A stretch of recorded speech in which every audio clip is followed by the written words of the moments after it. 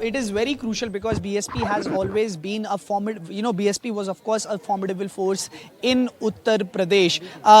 We have seen that in wherever, BSP has been putting up, especially Muslim and Yadav candidates, and it could possibly act as a vote cutter against the Samajwadi Party or the India Bloc, wherever the Samajwadi Party or the India Bloc, at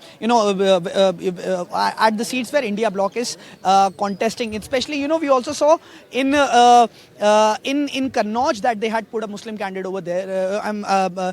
In Mainpuri also they had put a Muslim candidate over there. So of course BSP could act as a strong vote cutter, especially in eastern part of Uttar Pradesh as well.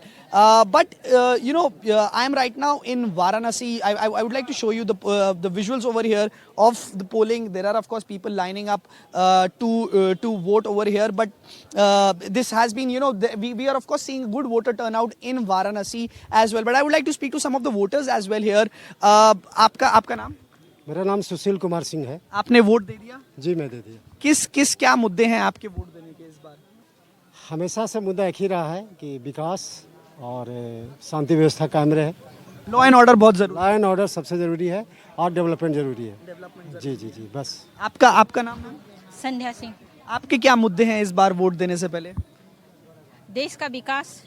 विकास क्या और होना चाहिए अभी आने वाले 5 साल में? क्या होना चाहिए विकास में आपके हिसाब से? क्या क्या उम्मीदें आपकी, क्या आने वाली सरकार करेगी? सबसे ज़्यादा है कि हमारा जो 370 हट गया, तो अब हम तो यही चाहेंगे कि पीओके आ जाए। अच्छा, चलिए ठीक है। बट आप कुछ शिक्षा और स्वास्थ्य की बात कर रहे थे। जी, हम चाह रहे थे कि शिक्षा और स्वास्थ्य में थोड़ी और ज़्यादा सुधार हो। आपका नाम? संदीप कुमार सिंह। मैं स्वयं सेवक हूँ संघ से। अच्छा, आप संघ से हैं। तो शिक्षा और स्वास्थ्य में आपको लगता है कि और काम की ज़्यादा ज़रूरत है। यस। चलिए, बहुत बहुत धन्यवाद। आपका नाम सर? मेरा नाम अजय कुमार शर्मा है। जैसा कि अभी राष्ट्र देवो भव की बात कही जाती है, और काशी में जो हमारे प्रधानमंत्री जी ने राष्ट्र का जो नेशन का नाम फर्स्ट किया है, और जहाँ पे पूरे विश्व में आप यूनाइटेड नेशन में देखें कि भारत का अपना अलग ही परचम है, तो उसका एक ही रीजन है हमारी 1-2 वोट की ताकत। और जो वोट की ताकत है उसी से नेशन हम फर्स्ट होते हैं, उसी से हम ग्रोथ भी करते हैं। बिल्कुल आपका एक सही सवाल था कि अब इस बार क्या करना चाहिए। मोदी जी ने इंफ्रास्ट्रक्चर रोड का काम जितना बेहतरीन ढंग से हुआ है इस सरकार में, अब जो है सरकार को सिर्फ 2 चीज़ों पर फोकस करना चाहिए, रोजगार युवाओं के लिए और शिक्षा का जो है स्तर।